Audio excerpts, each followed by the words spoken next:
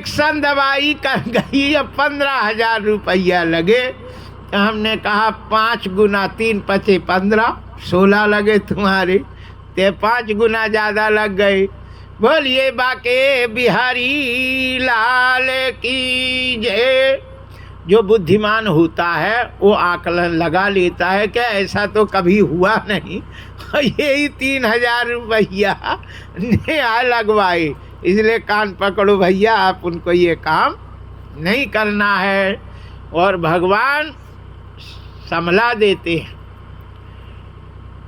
सेठ को भगवान ने कहा कि तूने कहा था कि 1 रुपया मिल जाए, हमें तो हम अकेले भागवत कराएंगे, इतना अरबों की संपत्ति तेरे, और 1 आटा के लिए बोहनी करता है बदमाश।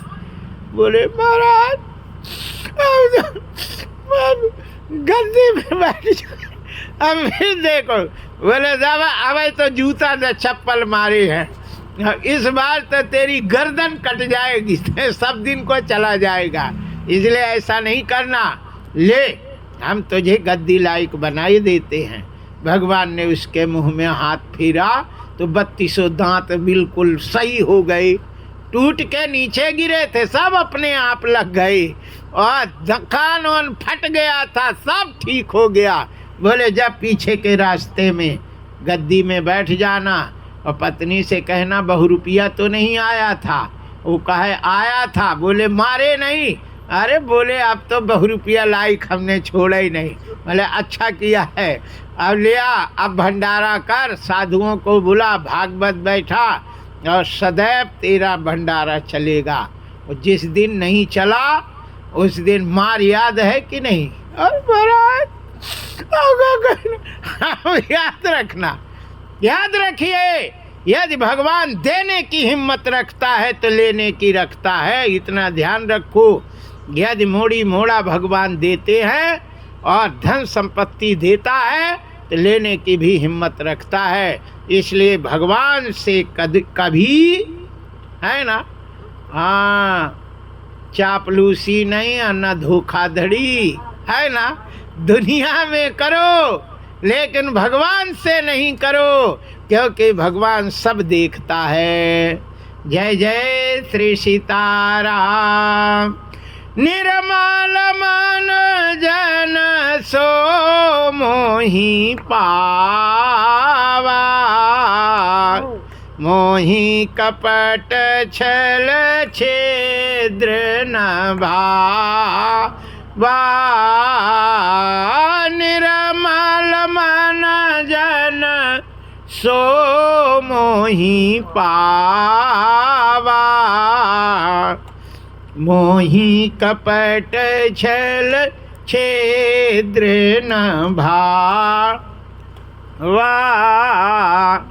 इसलिए याद रखो, सांप जब तक बाहर रहता है तो टेढ़ा रहता है, लेकिन जब बिल में जाता है तो सीधा हो जाता है। बिल में टेढ़ा नहीं होता, सीधा हो जाता है। इसी प्रकार संसार में चाहे जैसे भी एढ़े टेढ़े रहो, लेकिन भगवान के सामने टेढ़े भये और कहीं भगवान टेढ़े हो गए तो तुम जिंदगी भर सूधे नहीं हो पाओगे। बोलिए बाके बिहारी लाल की जय। आइए, नंद बाबा ने 16 वस्तु में से 14 वस्तुओं का दान किया था, है ना, 14 वस्तु का दान किया, 2 वस्तु का दान नहीं किया था। जय जय श्री सीताराम। एक तो उन्होंने कन्या का दान नहीं किया था, क्योंकि उस समय कन्या का विवाह का मुहूर्त ही नहीं था, है ना। कन्यादान भी महादान होता है। और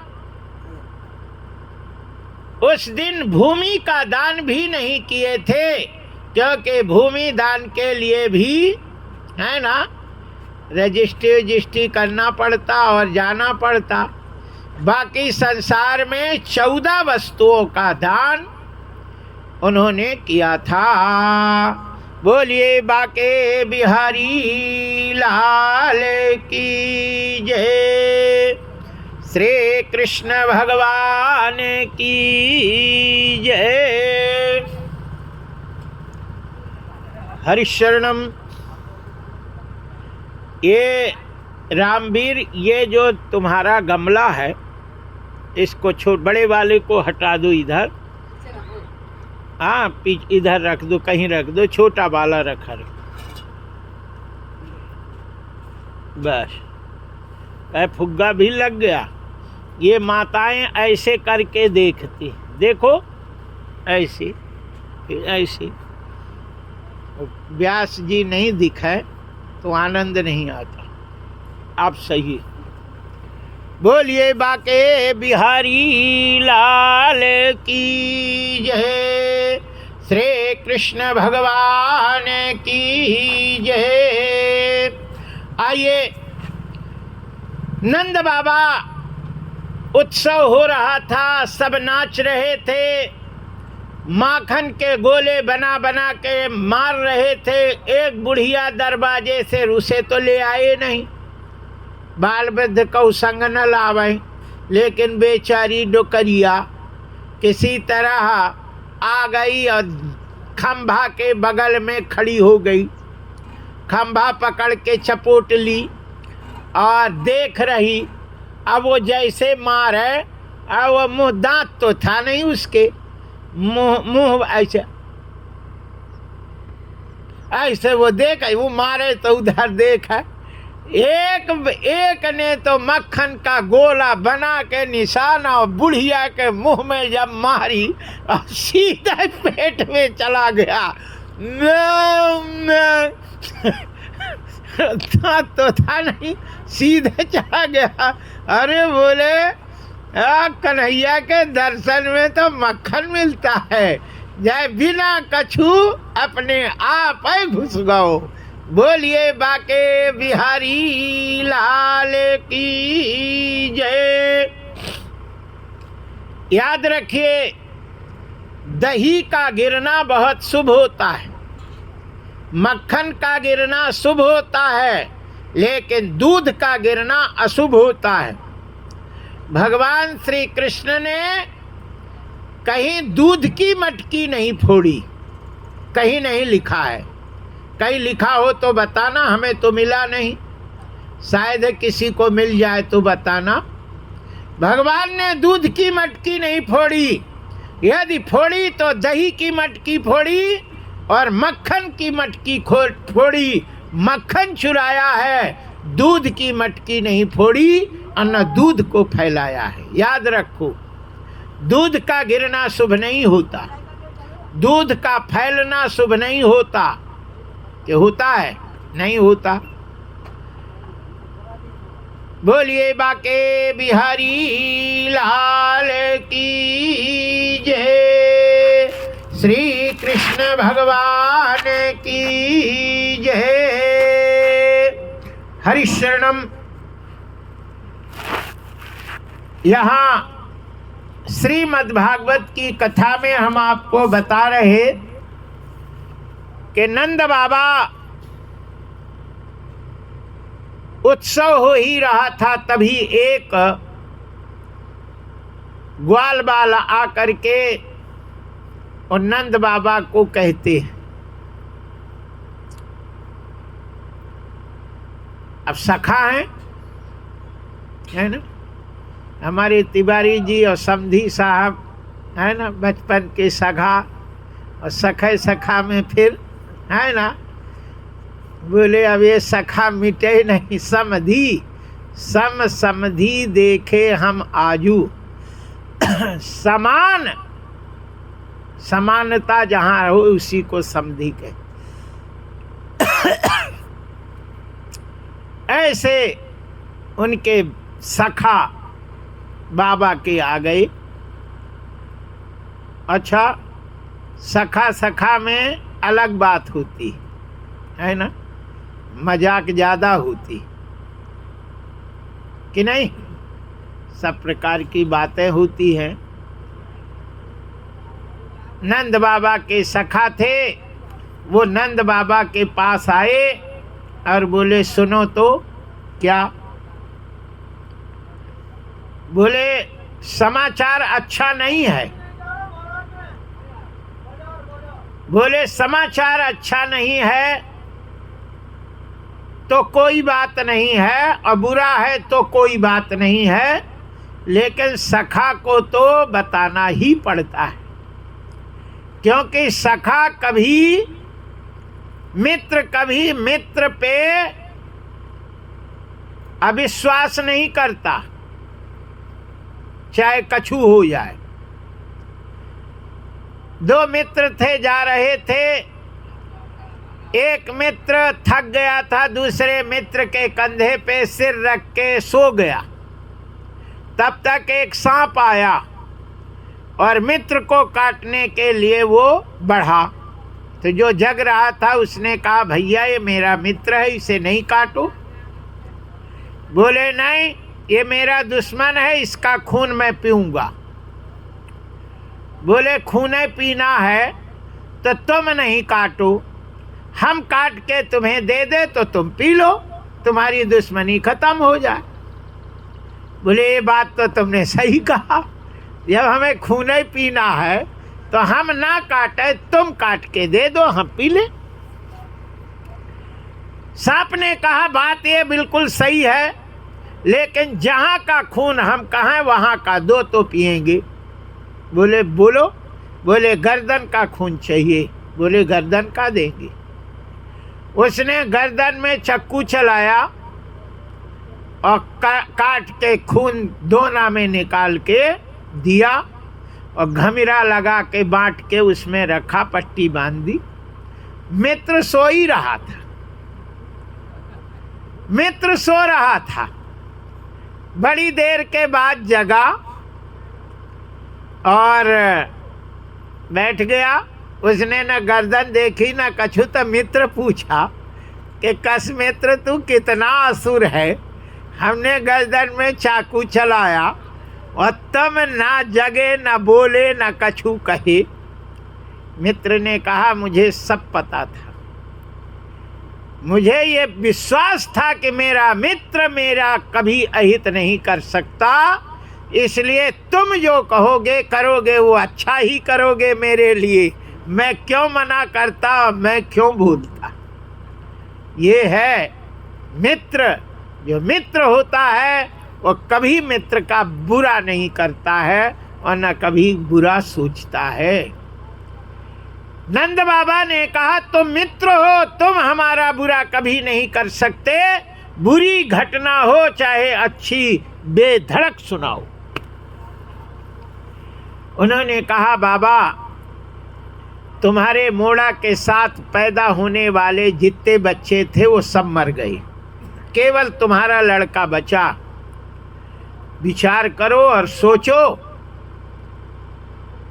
बाबा ने थोड़ी देर विचार किया और विचार करने के बाद उन्होंने सोचा कि वसुदेव को जेल में बंद किए हुए था कंस, और जब लड़की पैदा हुई तो उस लड़की ने आकाशवाणी से कहा तेरा काल पैदा हो चुका है, इसलिए कंस भादों में पैदा होने वाले सभी बच्चों को कोई ना कोई बहाने मरवा रहा है। अच्छा लड़के मरे कैसे? बोले जहर से मरे, सब जहर खाने से मरे। बस छोटे बच्चों की दवाई में जहर मिलवा दिया और घूंटी है ऐसी दवाई जैसे बच्चों को देते वो मर जाते। इसलिए यशोदा को नंद बाबा ने कहा यशोदा बच्चे को कोई दवाई नहीं देना और न बाहर का कछु नहीं ले आना, और मैं कंस को वार्षिक कर और कछु भेंट सामग्री दे दो तो दे आए तो वो प्रसन्न हो जाएगा और मेरा भूल जाएगा। यशोदा जी ने भेंट की सामग्री कछु ग्वाल बाल छकड़े में भर के और वार्षिक कर लेकर के कंस के पास जाते हैं और कंस ने वो सब सामग्री पा करके बड़ा प्रसन्न हुआ और कहते हैं कि कंस ने बाबा को रहने के लिए बहुत उत्तम व्यवस्था बनाई। जय जय श्री सीताराम। वसुदेव जी को पता चला और वसुदेव जी आते हैं और वसुदेव भी मित्र थे, नंद बाबा के मित्र ही थे। अब बचपन के मित्र जिनको लगोटिया यार कहते हैं, है ना, बचपन के मित्र में दिल की बात होती है ना। दिल की बात किस किस से होती है संसार में? पति और पत्नी के भी दिल की बातें होती है। पत्नी दिल की बात किसी से नहीं कहती, लेकिन पति से कह देती, दिल में जो रहता है वो कह देती। और मित्र से भी अपने मन में जो होता वो कह देता है। जो असली मित्र होता है तो चाहे कितनी भी दुश्मनी हो जाए लेकिन दिल की बात नहीं कहता, है ना। मित्र के दिल की बात हो उसे प्रकाशित नहीं करता, कभी नहीं कहता। और जो दुष्ट होते हैं वो मौका पे कह देते जय जय श्री सीताराम। वसुदेव जी ने नंद बाबा से कहा, बाबा हमने सुना तुम्हारे मोड़ा भाव। अच्छा, वसुदेव जी लड़का ले गए लेकिन वो भूल गए थे। भगवान ने कही दिया था कि तुम सत्यवादी हो, इसलिए तुम हमें नंद बाबा के यहाँ दे आओगे और भूल जाओगे कि हम ले गए थे। तुम्हें तो जेल का ही याद रहेगा। वसुदेव जी भूल गए थे कि हम इन्हें दे आए। उस समय श्री नंद बाबा से वसुदेव जी पूछे कि बाबा ये बताओ कि मोड़ा की कामना थी कि नहीं थी तुम्हारी?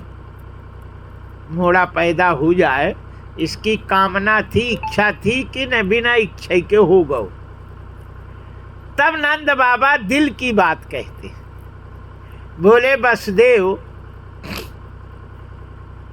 शुरू में तो मुझे मोड़ा की कामना नहीं थी, सिर्फ यही कामना थी कि बढ़िया दुल्हनिया आ जाए, घर वाली आ जाए, शादी हो जाए। और जब शादी हो गई और साल भर हो गए तब हमने सोचा यार मोड़ा तो हो नहीं, साल भर शादी के हो गए तो शादी की कामना खत्म हो गई और मोड़ा की जग गई। मोड़ा नहीं हो रहा तो बोले साल तो ऐसे निकल गया, दूसरी साल थोड़ी तेजी आई, तीसरी साल में और तेजी, और 5 साल के बाद तो फिर खूब हट कर डाले। 10 साल शादी के हो गए, मोड़ा नहीं भय, और पूरी परिश्रम करके हार गई। 20 साल के बाद तो कामना खत्म हो गई, अब नहीं होगा, है ना। शादी के 20 साल हो जाए, मोड़ा नहीं हो तो छोड़ देते हैं ठटरी में। कहा है अब तो नहीं हुआ, तो नहीं हुआ, क्या करे, मरे अपना जैसे है। कामना बिल्कुल खत्म हो गई थी, 65 साल के हो गए, लेकिन भगवान की ऐसी कृपा हो गई कि मोड़ा हो गओ। और नंद बाबा वसुदेव को गले में लगा लिया और उनका चुम्मा ले लिए, गले में लगाए और माथा चूमते हैं, बोले मित्र तुम्हारी कृपा से हो गओ। जय जय श्री से आंसू वहां के टप टप आंसू चलने लगे। वसुदेव जी से नंद बाबा कहते हैं कि वसुदेव हमने ये विचार किया है कि यदि भाग्य में नहीं है तो भी नहीं मिलता है। अब देखो तुम्हें हमारे तो भाव नहीं, और तुम्हारे तो 8 भाई, वहाँ एक भी नहीं पास में। बोलो 7 मरे, एक 7 का है 6 मरे, और दाऊ दादा 7 में, 8 में तो कृष्ण है। तो बोले पास में एको नहीं। वसुदेव ने कहा बाबा तुम सही कहते हो, लड़का होना और ना होना ये जरूरी नहीं है, जरूरी है भाग्य। भाग्य में है तो नहीं भी है तो है, और भाग्य में नहीं है तो है भी तो नहीं। एक गांव जैर 12 है, 7 कथा करी, तो वहाँ एक माई के 8 लड़के थे, एक माई के 8 थे, और 8 न्यारे थे। अब बुढ़िया आगी बार बार के वासु बहावे, रोटी बनाए पति पत्नी दोई, और धोती फींचे और करे और रोवे, है ना। ये ठठरी के बदन को पैदा कर करके और जवान बना दे, हम मर रही हैं, इससे नहीं होते तो अच्छा था। कम से कम संतोष तो होता कि भाव नहीं, अब का है, भाग्य में नहीं है सो का है, अब तो मर बुढ़िया, लेकिन होने के बाद भी इतना कष्ट हो, ये विचारनीय बात होती है। एक के एक ही लड़का था, वो भी अलग था, बहू अलग थी। और याद रखिए, हम सभी बहुओं के चरणों में प्रार्थना करते हैं कि सास ससुर चाहे जितने भी खतरनाक हों, आगी होवें, तो भी उनकी सेवा करनी चाहिए, और उनके जो है एक तनिक भी कष्ट नहीं होए, और उनके दिमाग में ये नहीं आ जाए कि हमारे नहीं होते तो अच्छा था। ये बहुत बड़ी बात है। यदि माँ बाप के दिमाग में ये बात हो जाए कि मोड़ा नहीं होता तो अच्छा है, ये तबे आता है जब वो परेशानी होती है। काम होता नहीं है फिर भी करना पड़े, सामान उठे नहीं फिर भी उठाना पड़े, चला जाए नहीं फिर भी चलना पड़े, उस समय ये जरूर कष्ट होता है। जय जय श्री सीताराम।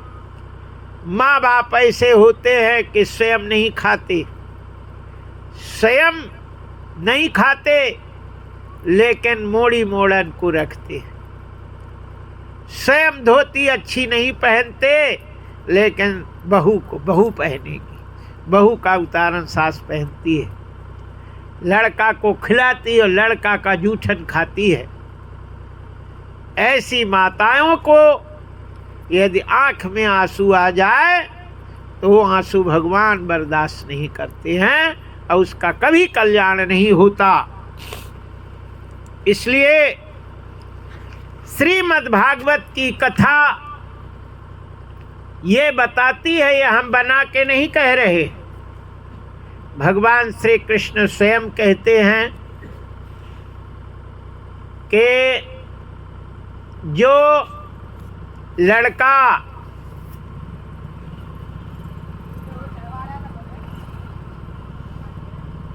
विवाह होने के बाद, पत्नी आने के बाद, बच्चे होने के बाद माँ से बिना पूछे भोजन कर लेता है, उसको यमराज उसी का मांस संसी में नोच के खिलाते हैं, भोजन नहीं देते। इसलिए जब माँ आती है और लड़का को बिना खिलाए वो भोजन नहीं करती, कहीं गई हो और आवे तो वो जब तक लड़के को खिला नहीं देगी तब तक खा नहीं सकती, चाहे लड़का सो रहा हो चाहे कछु कर रहा हो, जगा के खिलाएगी तब खाएगी।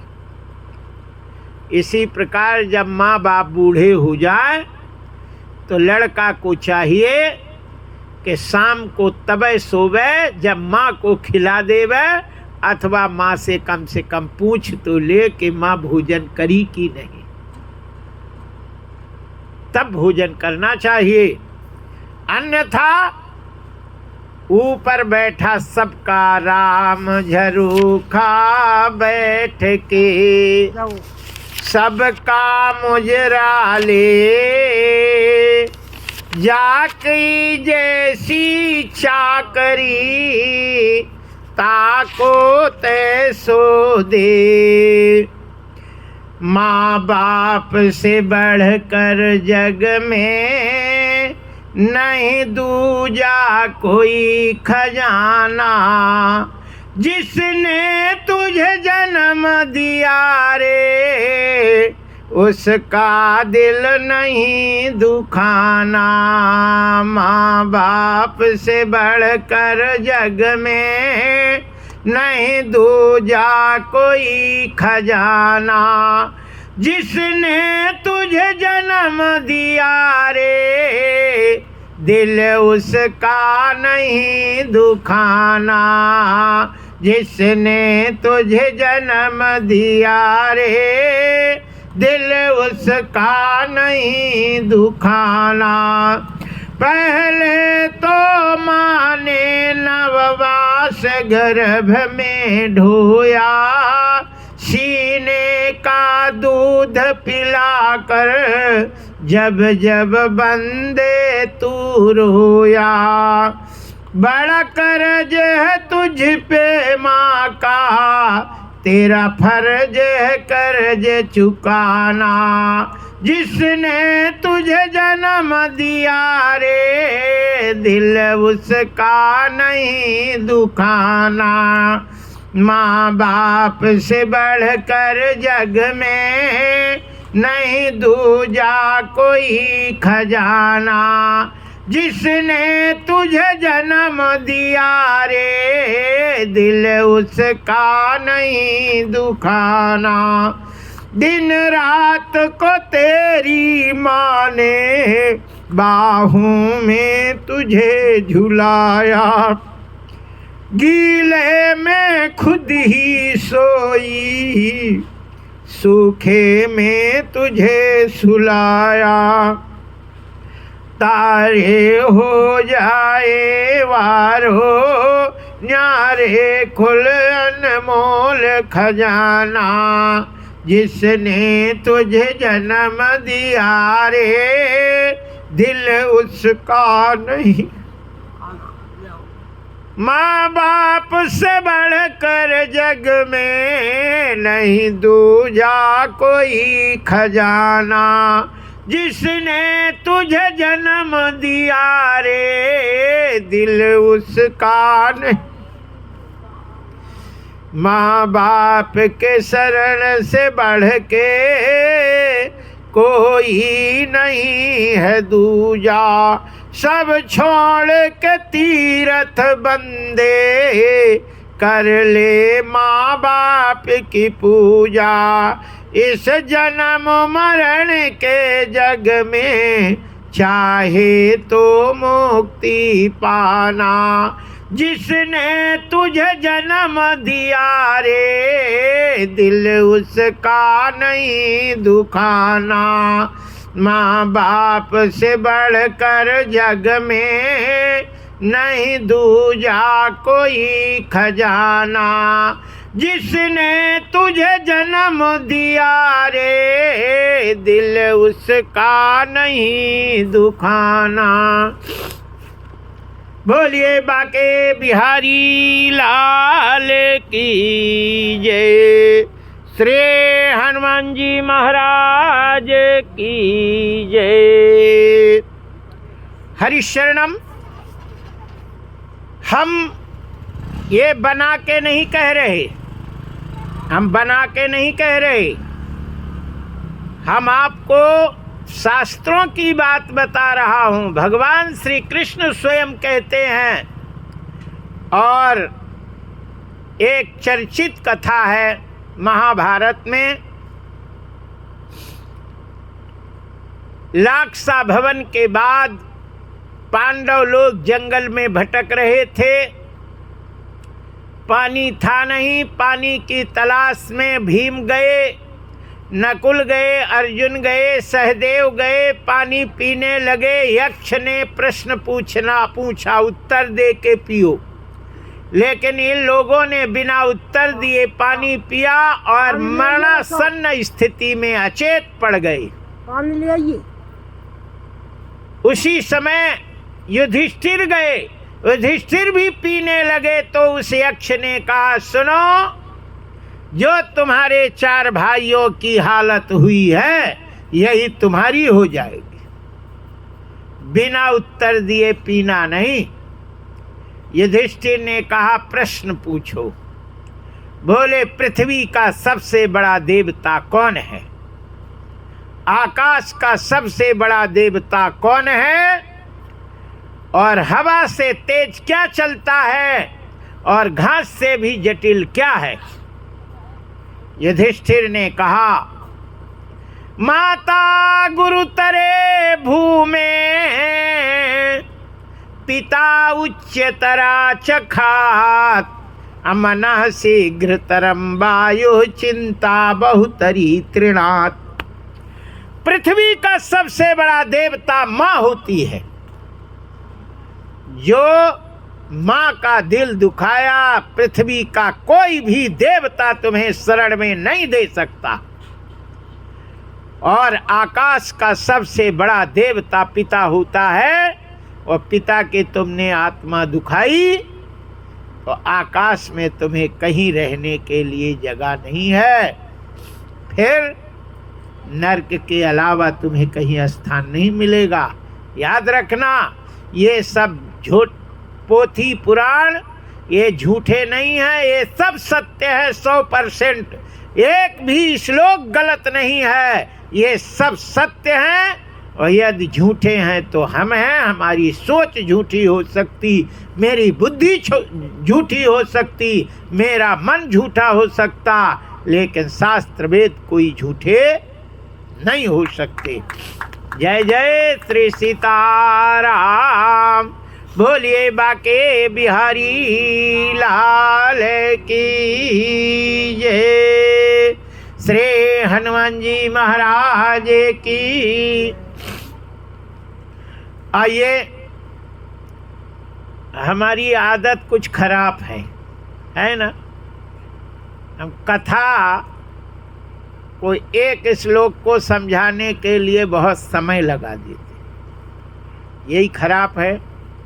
लेकिन कोई गलत नहीं है, वो तो जो है कोई चीज़ है उसे अच्छे से नहीं समझो तो समझ में नहीं आ रही, और कोई भी बात है उसे ऐसे ही कह दो तो दिमाग में नहीं आता। जब तक उसे कोई दृष्टांत दे के कछु करके अच्छे से समझाओ तो दिमाग में आता। आइए, बाल लीला की कथा हम आप लोगों को बताते हैं। नंद बाबा ने जब वसुदेव जी और नंद बाबा दो ही मिलते हैं, वसुदेव जी कहते हैं, करो भाई वार्षिको दत्तो राग्यो दृष्टा भयम चया स्नेहात्तो बहुविधा संन्यास्यानाश्च गोकुले। तुम यहाँ पे एसी में नहीं रहो। हमें ऐसे लगता है कि ये पूतना सब बच्चों को जहर पिला पिला के मार रही, स्तन में जहर लगा के बच्चों को पिला देती है, रूप बदल देती है, कहीं दुबली बन जाए, कहीं पतली बन जाए, कहीं बूढ़ी बन जाए, कहीं जवान बन जाती, और घर में बच्चों को मार देती और फिर दूसरे रंग बदल देती। इसलिए घर में माताएं बड़ी भोली होती हैं। इसलिए तुम इनकी बात नहीं मानो, तुम जल्दी से गोकुल जाओ। कहीं पूतना घर पहुंच गई तो बच्चे को बचाना मुश्किल हो जाएगा।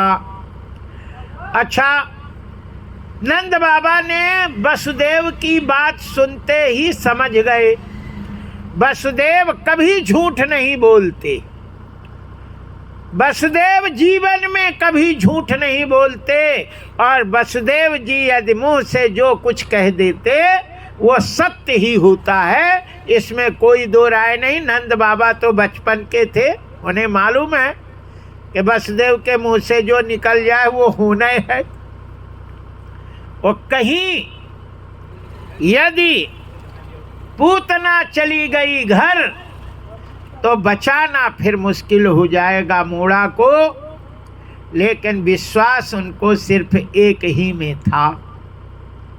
वो काहे का विश्वास था? वो बाबा को ये पता है कि यदि भगवान के शरण में हो जाए और भगवान की माला जपे तो उसका कोई कुछ बिगाड़ नहीं सकता। इसलिए उन्होंने झोली से माला निकाली और भगवान भोलेनाथ का जाप करने लगे। बैलगाड़ी न गोकुल की ओर हाँक दी। माला बड़ी काम की है, इसलिए माला जपना चाहिए। हमारी है ना, हाँ, जजमानिन परीक्षितानी तो माला लिए ही रहती है ना। अपना झाड़ू लगाएंगी, सीताराम सीताराम भजन गाती रहती, जय जय। बहुएं दो ही इनकी बड़ी लक्ष्मी हैं, खूब बढ़िया भजन करती हैं भगवान को, खूब सास को मानती हैं ये बहुएं, है ना। हाँ, जाती नहीं है, बढ़िया अच्छे है ना। अभी अशोक नगर में अच्छा कमरा है, फर्स्ट क्लास सब व्यवस्था है, लेकिन यहाँ रह जाती हैं, सेवा करती हैं और बुढ़ापे तक और भी ऐसे सेवा करें, यही हम कामना करते हैं भगवान भोलेनाथ से, गोण बब्बा से, भगवान भागवत से। ये दो ही बहुएं और अपने सास ससुर की खूब सेवा करें और खूब खूब खूब किसी प्रकार की तकलीफ ना हो। इनका आशीर्वाद ऐसा है कि कहीं भी कोई परेशानी नहीं हो सकती। जय जय श्री सीताराम बोलिए। इसलिए बाबा ने माला निकाली, सभी लोग भजन गाएंगे। मुझे दे दो भजन की वही माला, मुझे